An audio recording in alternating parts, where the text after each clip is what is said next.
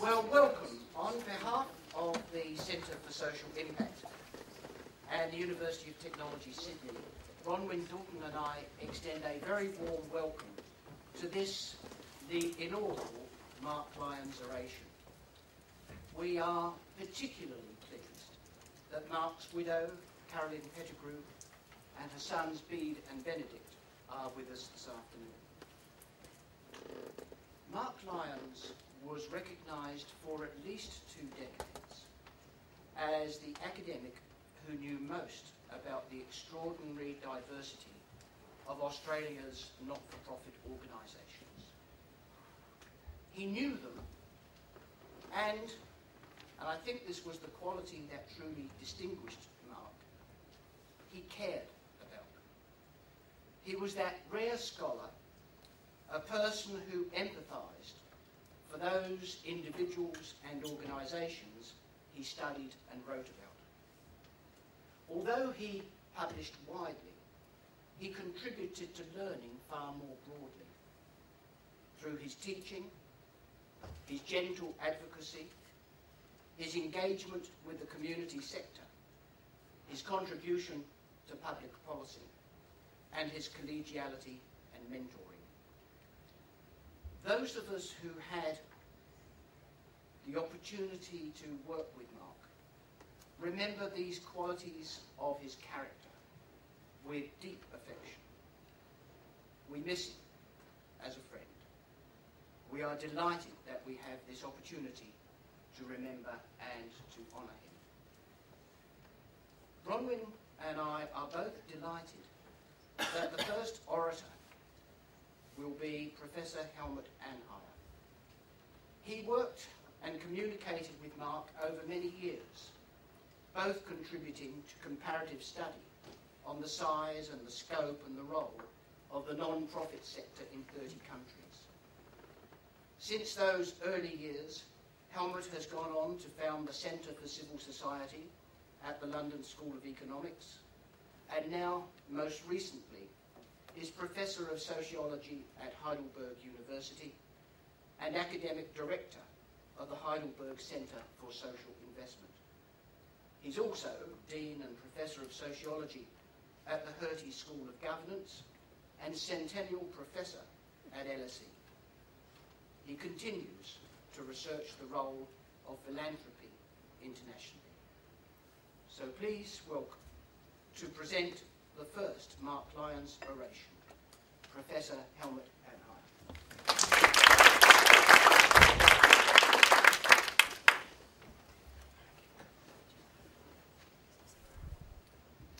Yes, good evening, ladies and gentlemen. It's a great honor being here and being asked to present the first oration in honor of Mark. And I'm particularly honored by the fact that Caroline is here and her 2 sons, that many friends are in the audience. And I wouldn't be here hadn't it been for Mark. In fact, I wouldn't know anybody of you hadn't it been for Mark. And some of the friendships I was privileged to strike in Australia over the years, they all started with Mark. I wouldn't know Jo, and I wouldn't have the pleasure of working with her at QUT. I wouldn't know Miles, Gregor Lowndes.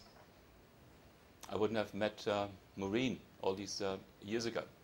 So I owe much to Mark, and when Peter asked me would I come down to Sydney and present the oration, it took me less than a second to say yes, I'll be more than happy to do so. So it's a great pleasure being here tonight. I should also say that the presentation, or that my talk tonight, is somewhat unusual. It has to be unusual because I didn't know Mark, I didn't know him that well, actually. I knew him as a colleague and a bit as a friend, but much of what I then read in the last week or so in preparing for the presentation I didn't know about. So I learned a lot about Mark. I probably learned more about Mark the last week than I did in nearly 2 decades of working with him. I think he must have been a very private man in some ways. So I first met Mark in the late 80s, early 90s. It was a very, very different world. In Europe, we call it the idea of '89, when suddenly things were possible, and we discovered the power of people's organizations and people organizing and people mobilizing, bringing down the Berlin Wall, changing the political landscape of the world in a short period of time. Foundations became interested in studying the third sector and the power of citizens' organization in that context. And suddenly we had funds to organize international conferences. And guess who was the first we met from Australia? It was Mark. He came to conferences in Europe. He came to conferences in the United States. I remember in 1990 he was I think the only Australian participant at that time in what was till that day, the largest international gathering of researchers on the non-profit sector in Boston, Massachusetts. So Mark was the face of Australia, you might say, when it came to international non-profit research early on. He then invited me to come to Australia. That was in 1992. And it was a very dramatic crossing from then Washington or Baltimore, where I lived, to Sydney, because it occurred to me, or it actually occurred to the person checking me in at the airlines, that one needs a visa to come to Australia. And I just assumed that you get on a plane but we informed Mark, and he said, "Oh no, Boris, we handle it that." So I got on a plane in New York and flew to LA to connect the Qantas flight. And between New York and LA, Mark with the able Maureen, she's not here. She was here earlier. Oh, there you are, Maureen. With Maureen, they managed to get a visa. And of course, that tells you two things. One is the remarkable staff Mark always had working for him, but also tells you that it was a different world. You just couldn't do that today, right? You'd probably be escorted with machine guns and heavily armed armory away from the airport.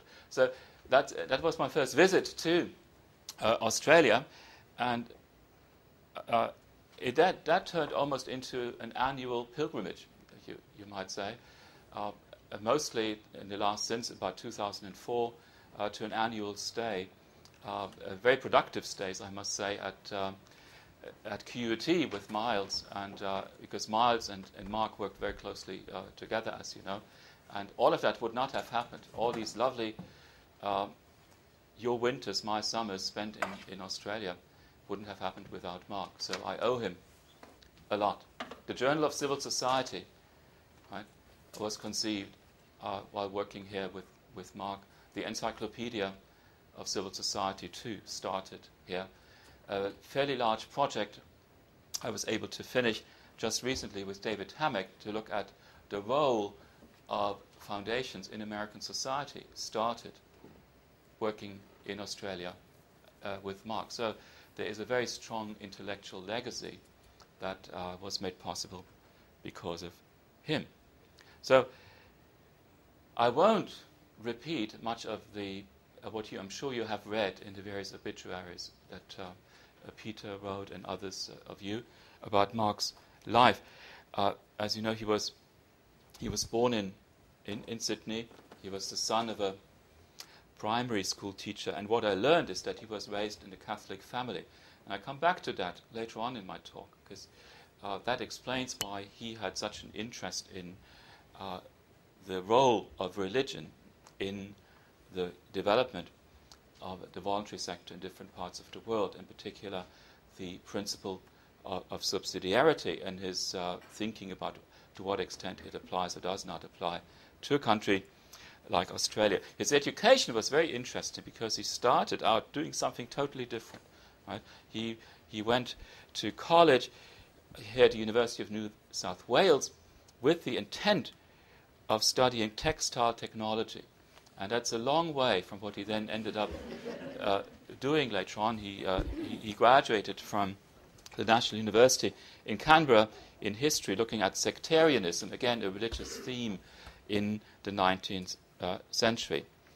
His career started at Mitchell College. He then moved over to the College of Advanced Education, and which is in the suburb of Sydney, where also very close to the suburb where he lived for many years with his family.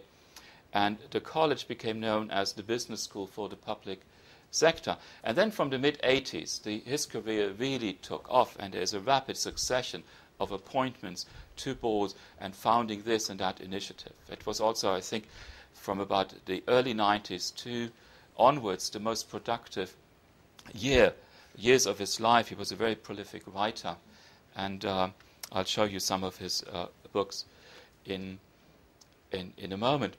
But what was really striking is that he was both a scholar and an institution builder. And if you look at the institutions he has founded over the years, it is a very, very impressive list. He was the director of the Centre for Australian Community Organisations and Management. He was the co-director of the Australian Centre for Cooperative Research and Development. He was the foundation chair of the Australian New Zealand Third Sector Research Organisation.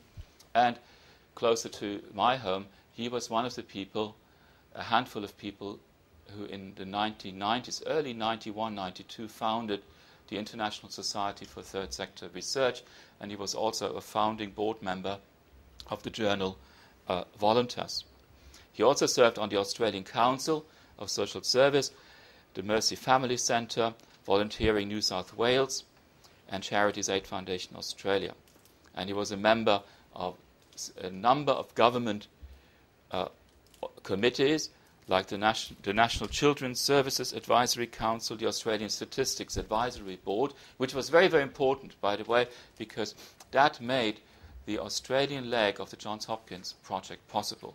The fact that Mark Lyons had that inroad to Statistics Australia. And whenever we were able, in the Johns Hopkins project, which Les knows very well too, whenever we were able to establish a good link with national statistics, the project succeeded much better than in all other cases. And that's very, very important that we had that link with Mark here in Australia. So, a institution builder, Mark was. And I'll say more about that in a moment. But that's when I saw him last, at the Sydney railway station. It was in late August of last year, and some of us, in fact, had lunch after an event at UTS. We had lunch together with Mark, and then Mark and I walked to the train station.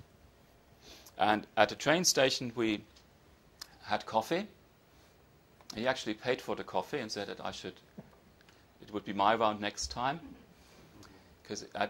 And then he told me about his illness, which I heard rumors about, but he was very frank about his situation. He thought at that time that he probably had 5 years on his clock left. Unfortunately, as you know, it wasn't even 5 months. It was just a bit more than 5 weeks. It was a few weeks after that he then passed away. But that's where I saw him last, and we actually had plans to meet at about this time, because this conference that we'll have tomorrow, I think, goes back, if I'm correct, also to Mark Lyons' idea. So these are the places where he worked: the University of in Canberra, where he wrote his PhD in history. That's where he spent much of his adult life, working at UTS. And he was a very prolific writer, as you can see here. I think the book that he then wrote, The Third Sector, based in part on the Johns Hopkins work that he directed in Australia, is probably that piece that is most recognized internationally. And I can't speak for the Australian scene, which of Mark's work has had the most impact, but from an international perspective, this one is the most cited and the most referenced in the scholarly community. This is just a sample of some of the more recent works. Of course, his bibliography filled several pages and goes back to the early 80s. Right? But I want to share something else with you, because having actually not known him that well, but having been his colleague for over 20 years, makes you then wonder, if you're being asked to be the orator, what is it that you could possibly contribute? What is it that you could say that has not been said before? And I thought the best way for me would be to take the position of the outsider, which I am, and try to understand what made Mark Lyons Mark Lyons, not so much as the person he was, but as the role, the function he performed in the international research community. Right? And I promised you earlier that I would go back to a religious metaphor. You find that metaphor or passages in most world religions. I know it from Judaism, and it's also in Catholicism, and it's the story of the righteous men. It says men in the Bible, but we wouldn't say men today, righteous persons, right? And in the Kabbalah, it is most clearly, but you also find reference to that in the Old Testament, when Abraham, in the Catholic version of it, when Abraham negotiates with God to find 12 righteous men in the cities of Sodom and Gomorrah, and he's unable to find these 12 righteous men, and God then destroys the cities. Right? Now, in Jewish mysticism, it says that at any moment in time, there are 36 righteous men anywhere in the world. And because of their righteousness and their humble approach to life, they please God. And were it not for these 36 men, God, in his fury, would destroy the world, because he's so disappointed in his own creation. So the story goes. And it always occurred to me that there's something not quite right about that story. Because the 36 righteous men don't know each other. And they also don't know that they are righteous men. Right? There's a double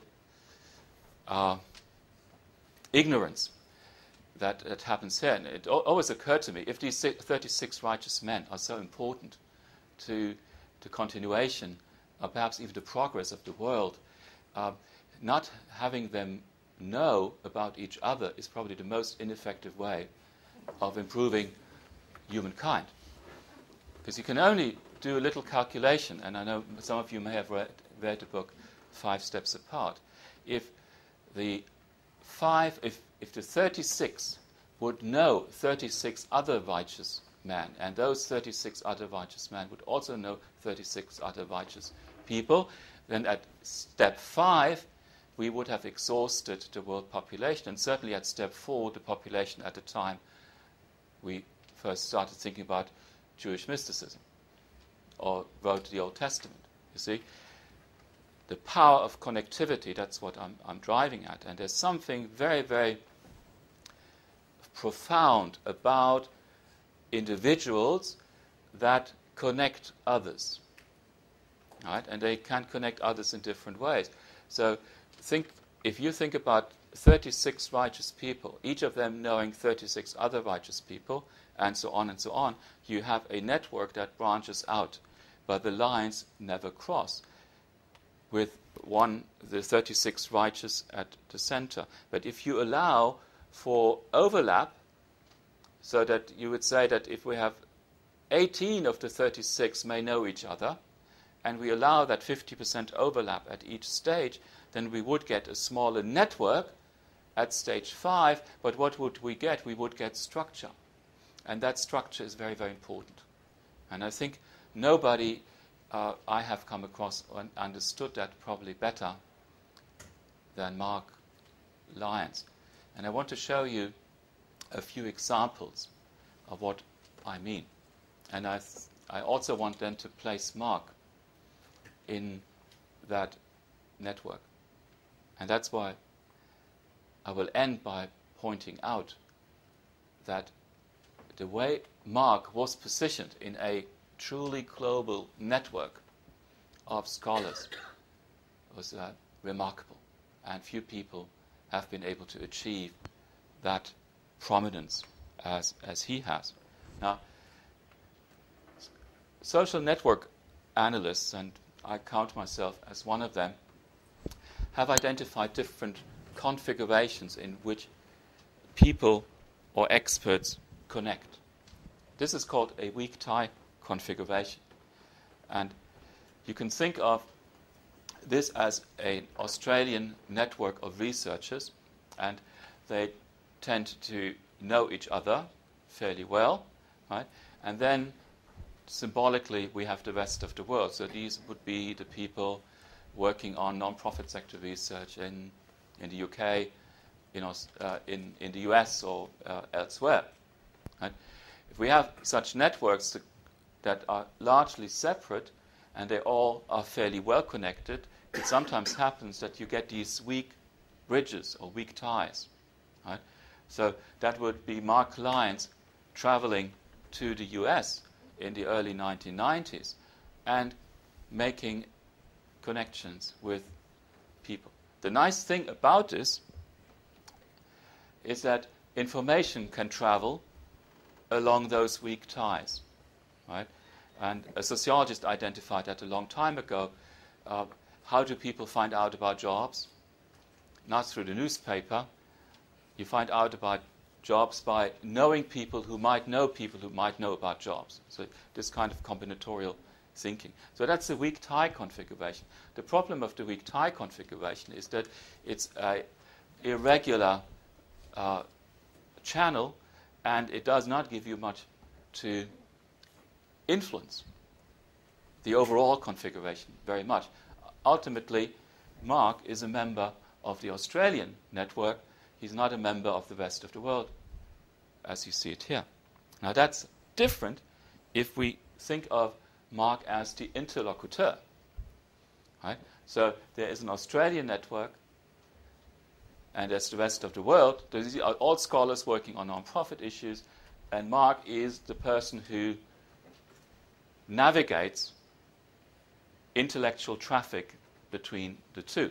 So that's a very entrepreneurial activity, if you wish. He spots opportunities, and he did, right? He saw, oh, there's the Johns Hopkins project, right, in Baltimore. I'm going to travel to Baltimore, and I'm going to see who in Australia would then be able to be matched up with the team at Johns Hopkins. So that he then included some of you here in the room and Statistics Australia, and making this match, right, is a very important function. That's the function of a academic entrepreneur, if you wish. And I pointed out earlier that one of the striking features about Mark was his success in institution building. And he very often built institutions by joining otherwise separate networks, or by joining groups of people who have common interests, but they do not know that they have common interests. Right? And the interlocuteur, in this case Mark, combining the Hopkins network with an Australian research network, does achieve this closure, as it is called. And this is where I truly see the value added that Mark contributed to the research community. It's not an interlocuteur, it's not somebody between two scholarly communities, but somebody who's member of both communities at the same time. So this is called a structural fold, and the structural fold position is the most beneficial to the two networks, because you now combine what is separate. And it's less entrepreneurial, right? But you put yourself in the center of the scholarly activity. And I think that is truly Mark's achievement of having secured a position for Australian scholarship in the global community of non-profit research, right? That doesn't see what goes on in Australia as separate, but it's part of a more general agenda, right? Mark was able to integrate and help integrate Australian research into the global mainstream, and that is his greatest achievement. Because there are research communities in the world not as well integrated in what goes on in the US and in Europe. Some communities exist in isolation, and having avoided that isolation, right, and having moved the growing and emerging scholarly community in this country into the center of things, that is what Mark masterly achieved over the last 20 years. So what does it take to be in this structural fold? Quite a lot. Not everybody can do it. Right? First of all, you need legitimacy as a researcher. And that legitimacy has to apply to both of the networks. So you have to be accepted by the international community. In other words, you have to be at the American, at the international research meetings and make presentations that are being recognized. You have to publish in the right journals. And you have to have the same happen in the country where you from. So in Australia, so a dual legitimacy. And in the case of Mark, he had one additional challenge, because he was never an academic happy to be in the ivory tower. Right? That is a point underscored by several of those. Some of you, Peter, you did it in your note about Mark also wanting research to be relevant. Research to be relevant to policymakers. So achieving that legitimacy also with policymakers is very critical. So that Mark could say in the early 90s, hey, listen, Australia statistics, right? You're not doing very well when it comes to non-profit data. We know very little about the voluntary sector in this country. Let's do something about it. So having the legitimacy to appear in front of the statistics community, which is very often a very conservative community, not politically, but in the way they think organizationally, is important.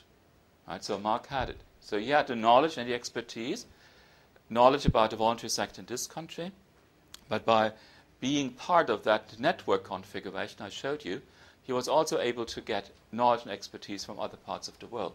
So intrinsically, the way he approached the field, and you see it in his writings, right? He was at least implicitly a comparativist, always putting the Australian case into a context, how it differed from what you observe in other parts of the world. If you work internationally, if you work at the level that Mark operated at, you more or less have to be cosmopolitan. At the very least, you have to be culturally sensitive. And that was he was. But you add one thing, right? People can be culturally sensitive, but do they then have the tenacity and the perseverance to keep trying? Because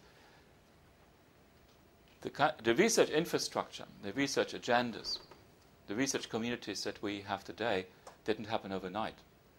Right? It took over 20 years of building them. And there were setbacks. And just continuing to push forward and building the fold that he then utilized later on. And the last point is that you need to be entrepreneurial. And there was something very, very entrepreneurial in Mark. I said I didn't know him well as a person. I knew him well as a colleague. And I studied his CV, and putting one and two together, you immediately recognize that he was not only a terrific researcher, he was also very much the entrepreneur. He was an academic entrepreneur of the best kind. And he spotted opportunities, and he took advantage of them. But he never, I think, took advantage of them just for himself. I think he always had the larger community in mind. So, what does it take to be in the structural fold? What does it take to build the very active research community that has Australia as one of its components, and a research community that is truly international and truly global? I think it takes a Mark Lyons to do that, and for this we should all be grateful. I certainly am, and I thank you for your attention, and I thank the family for being here tonight. Thank you.